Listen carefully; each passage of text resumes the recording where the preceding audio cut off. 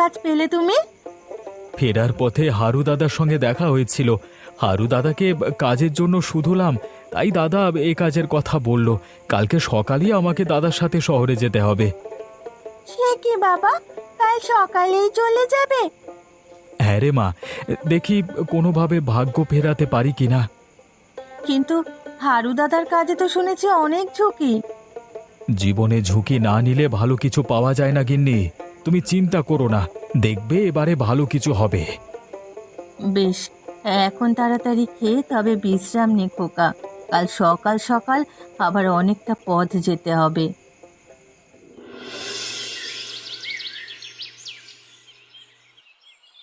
শহরে যেতে যেতে তো অনেক সময় লেগে যাবে।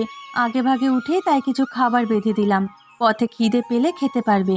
কই গো, তোমার হলো?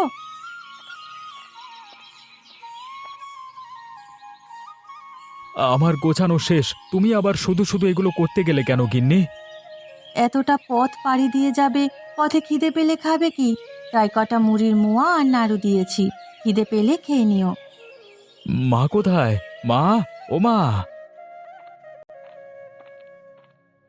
এখনই বেরিয়ে যাবি বাবা?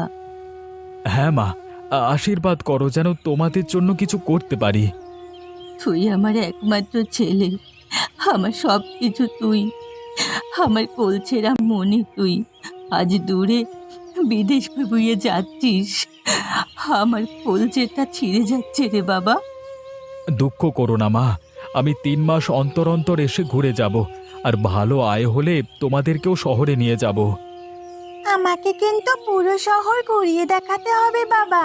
আর এইবার গায়ের মেলায় আমাকে নতুন জামাও কিনে দিতে হবে। ঠিক আছে রে মা, আমি মেলার 2 দিন আগে এসেই তোর জন্য কেনাকাটা করব। এই নাও, ভুলে আবার এগুলো রেখে চলে যেও না। যা বলো মন তোমার, কাজ করতে গেলে একটু সাবধানে কাজ করো। আমার মনটা বড্ড কুড়াচ্ছে, মন চাইছে না তোমায় যেতে দিতে। এখানে থেকে তো কত কাজই করলাম গিন্নি, কিন্তু কোথাও তো কোনো উপায় বের করতে পারলাম না। এবারে শহরে গিয়ে দেখি ভাগ্য ফেরাতে পারি কিনা। আমি এখন আসি মা, ওদেরকে তুমি দেখে রেখো। তুমি সাবধানে থেকো, আর চোখ কান খোলা রেখে কাজ করো। আসি রে মা। ঠিক আছে বাবা, তোমাকে আমার অনেক মনে পড়বে।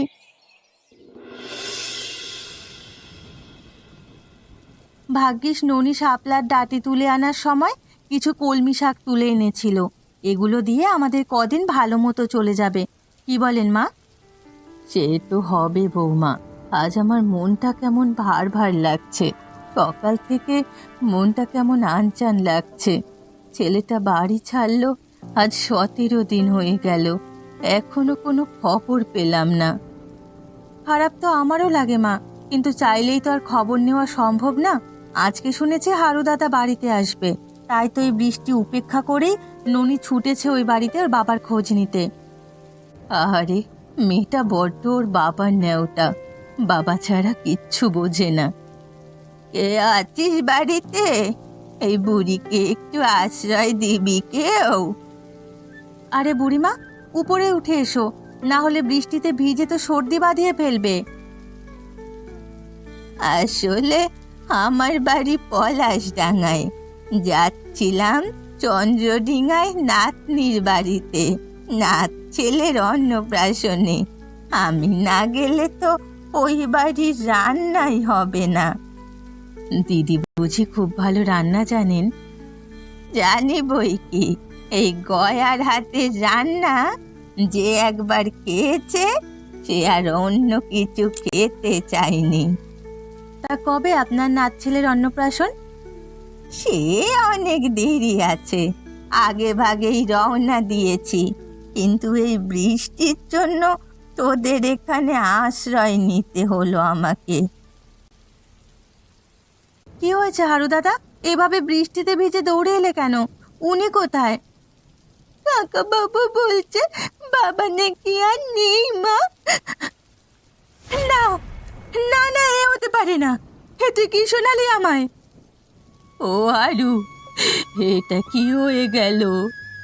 সুখের সংসারের জন্য আজ কিনা আমার বুকের ধনের প্রাণ গেল।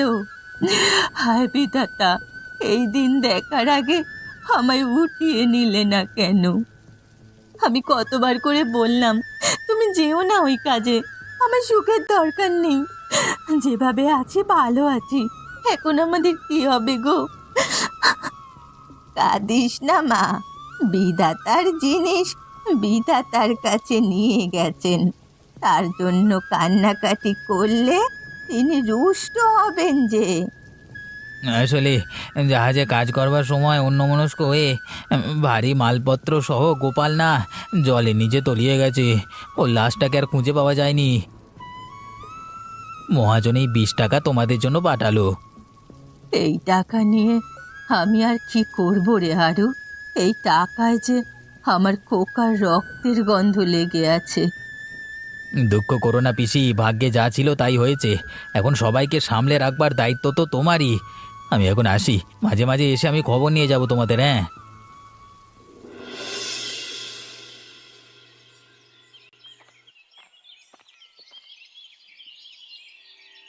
কিরে জয়া মা, কদিন আগেও তোকে যে বেশে দেখে গেলাম, আজকে ফেরার পথেও তো সে একই অবস্থা দেখছি তোর। চেহারারে কি হাল করেছিস? আমার যে সব শেষ হয়ে গেল পিসি। এখন এই সংসার কে দেখবে? বুড়ো শাশুড়ি আর ছোট মেয়েটার মুখে কি দেব? আমি তো কিছুই বুঝতে পারছি না।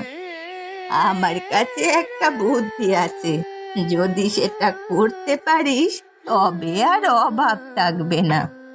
কি বুদ্ধি পিসি?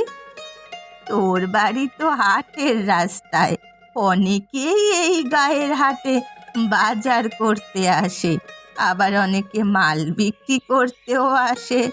তারা ফেরার পথে তোর বাড়ি থেকে খেয়ে টাকা দিয়ে যাবে। কিন্তু রোজ রোজ মাছ মাংস কেনার সামর্থ্য তো আমার নেই গো পিসি। আরে বোকা মেয়ে, মাছ মাংস খাওয়াবি কেন? তাহলে কি খাওয়াবো? খিচুড়ি খাওয়াবি। আমি এক গোপন পদ্ধতিতে তোকে খিচুড়ি রান্না শিখিয়ে দিয়ে যাব। সেই মতো রান্না করলে যেমন স্বাদ হবে তেমনি ভালো বিক্রি হবে। তাহলে তো খুব ভালো হবে গো পিসি, আমাকে এখনই শিখিয়ে দাও না। হ্যাঁ দেব, কিন্তু আমার একটা শর্ত আছে। কি শর্ত পিসি? এই রান্না শিখে ব্যবসা করবি ভালো কথা, কিন্তু কম দামে খিচুড়ি বিক্রি করতে হবে। যদি কখনো লোভের বশবর্তী হয়ে বেশি দামে খিচুড়ি বিক্রি করিস তবে এই রান্না তুই ভুলে যাবি। তুমি যা বলবে তাই হবে পিসি। এখন আমাকে ওই গোপন পদ্ধতিতে খিচুড়ি রান্নাটা শিখিয়ে দাও। চল আমার সাথে রান্নাঘরে।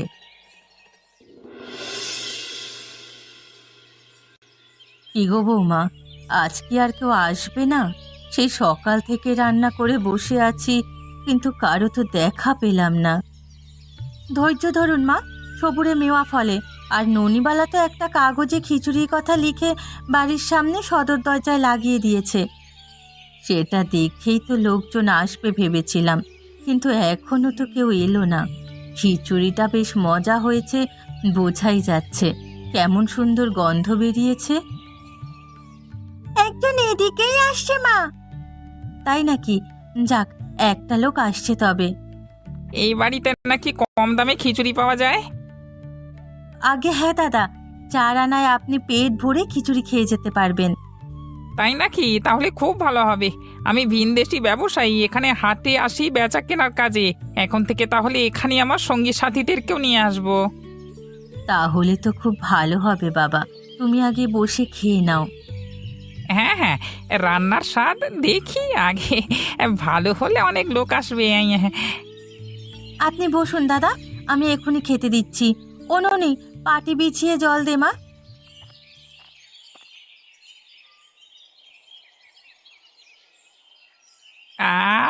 এ কি স্বাদ! কতকাল এমন রান্না খাইনি। জীবনে অনেক খিচুড়ি খেয়েছি, কিন্তু এমন খিচুড়ি কখনো খাইনি আমি। খাও বাবা, পেট ভরে খাও। আমরা একসাথে অনেকেই আসি এই হাটে বসবার জন্য। দুপুরের খাবার না পেয়ে পুরি সিঙ্গারা খেয়ে থাকি। কালকে থেকে সবাইকে এখানে নিয়ে আসবো। তাহলে তো আমাদের আরো বেশি করে রান্না রাখতে হবে। আহা, খেয়ে খুব শান্তি পেলাম। আর এই বাইরে কাগজটা লাগিয়ে খুব ভালো করেছেন, নাহলে কেউ জানতেই পারতো না যে এ বাড়িতে খিচুড়ি বিক্রি হয়। এটা আমার বুদ্ধিমতী ননি দিদি ভাইয়ের কাজ। আজকে আমি তাহলে আসি, হ্যাঁ? এই নাও তোমার টাকা, কালকে আমি লোক নিয়ে আসবো। ঠিক আছে দাদা। বাবা, আজকে অনেক ধকল গেল বৌমা। এত খিচুড়ি কি আমরা আগে কখনো রান্না করেছি? দিনে দিনে যে আমাদের এই গরিব বাড়িতে মজার খিচুড়ি খেতে অনেক লোক আসছে মা, তাই তো এখন বেশি বেশি করে রান্না করতে হয়।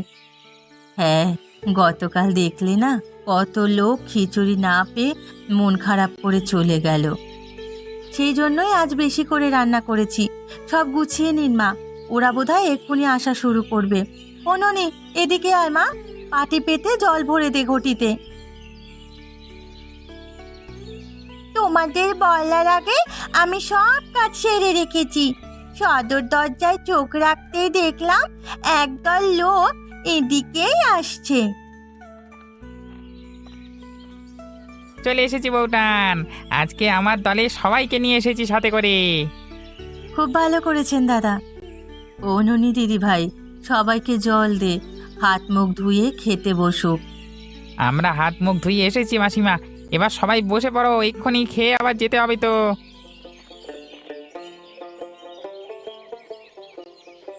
সবাই পেট ভরে খেয়ে যাবেন, আর কারো কিছু লাগলে বলবেন। আর পেঁয়াজ ভর্তাটা খিচুড়ির সাথে খেতে বেশ হয়েছে, আমাকে আরেকটু দাও। এই নিন দাদা, আর কারো কিছু লাগলে তোমরা সবাই নিও। আজকের মতো খাওয়া শেষ আমাদের। এই নাও বউঠান, টাকাটা নাও। আজকে তাহলে আসি আমরা। আবার এসো বাবা তোমরা, তোমাদের জন্যই আমাদের এই গরিব বাড়ির খিচুড়িটা বিক্রি হয়। আজকে পুরো 15 টাকা হয়েছে মা। বাবা, 1 মাসের টাকা তো আমাদের একদিনেই হয়ে গেছে। ননি মা, সব গুছিয়ে ফেল দেখি, এবার একটু বিশ্রামের দরকার আমাদের। যান মা, আপনিও ঘরে গিয়ে বিশ্রাম করুন। আমি সব গুছিয়ে রাখছি মা। দিনে দিনে আমাদের এই গরিব বাড়ির খিচুড়ির বেশ কদরই বেড়েছে, তাই না বৌমা? হ্যাঁ মা, তাই ভাবছি আজকে থেকে খিচুড়িটা একটু বেশি দামে বিক্রি করব। সে কি কথা বৌমা, গয়া দিদি কি বলেছিল তুমি ভুলে গেছো? আরে না মা, পিসি আমাদের বোকা বানিয়েছে। আমরা তাড়াতাড়ি বড়লোক হয়ে যাব বলে এই চালটা উনি চেলেছে। আজ থেকে সবাই গরিব বাড়ির দামি খিচুড়ি খাবে। ওই তো সবাই আসা শুরু করে দিয়েছে।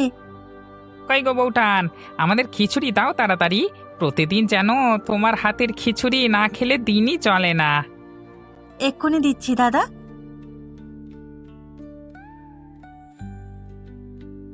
আজকে তো আমার গিন্নি বলেছে খিচুড়ি নিয়ে যেতে। রোজ বাড়িতে গিয়ে তোমার খিচুড়ির কথা বলি, তাই সে বলেছে আজ যেন খিচুড়ি নিতে না ভুলি। বেশ তো, নিয়ে যেও বাবা। আমি সবাইকে জল আর ভর্তা দিয়ে দিয়েছি মা। খুব ভালো করেছিস। সবাই তাড়াতাড়ি খাওয়া শেষ করো দেখি, আজকে হাটে তারা আছে। এই নাও বউঠান, টাকাটা নাও। কিন্তু আজ যে খিচুড়ির দাম বেশি দাদা। দাম বেশি? এটা আবার কেমন কথা? খাওয়া শেষ করবার পরে কেন কথা বলছো বউঠান? আগে বলনি কেন আমাদেরকে? এই গরিব বাড়িতে এখন থেকে দামি খিচুড়ি বিক্রি হবে, কম দামে আর খিচুড়ি পাবেন না। এখন থেকে খিচুড়ি 1 টাকা প্লেট বিক্রি হবে। এ তো একেবারে জোচ্চুরি হয়ে গেল। দামি খিচুড়ি বেচবে ভালো কথা, তা বলে এত দাম? হ্যাঁ দাদা, আমার হাতে রান্না করা খিচুড়ি তো আর খেতে বাজে নয়। এমন সুস্বাদু রান্না কোথায় পাবেন বলুন তো? বেশ বেশ, এই নাও তবে আজকে টাকাটা নাও। আজকে আমরা তবে আসি। ঠিক আছে বাবা, আবার এসো কিন্তু তোমরা। এ কি বৌমা, আজকে এত বেশি চাল ডাল নিয়েছো যে? কাল যে দামে খিচুড়ি বিক্রি করলাম, আজকেও সেই দামে বিক্রি করব। কত লাভ হবে ভেবে দেখেছেন মা? সেই জন্যই আজ বেশি করে সব জিনিসপত্র নিয়ে রান্না করতে বসেছি। বেশি লোভ করা কিন্তু ভালো নয় বৌমা। কথায় আছে, অতি লোভে তাঁতি নষ্ট। তোমার অবস্থাও কিন্তু দিন দিন তাই হচ্ছে। আপনি চুপ করুন তো মা। রাতারাতি আমরা বড়লোক হয়ে যাব, তখন আর গরিব বাড়ির দামি খিচুড়ি হবে না। তখন আমরা দামি খিচুড়ির জন্য হোটেল খুলে বসবো। আমার কিন্তু বিষয়টা ভালো ঠেকছে না বৌমা। শেষে বুড়ির কথা আবার ভুলে না যায়। আরে ধুর, বুড়ি আমাদের বোকা বানিয়েছে। আমরা যেন বড়লোক হতে না পারি, সেই জন্য এসব বলে ভয় দেখিয়ে গেছে। আপনি এখন চালের সাথে ডাল। এ কি, আমি মনে করতে পারছি না কেন? কি যেন করতে হবে। সে কি কথা? তবে কি সত্যি সত্যি গয়া দিদির কথা ভুলে গেল? না না, এটা হতে পারে না। দিন, আমি কড়াইটা দিন, তার মধ্যে সব দিয়ে দিই। ভুললে চলবে না।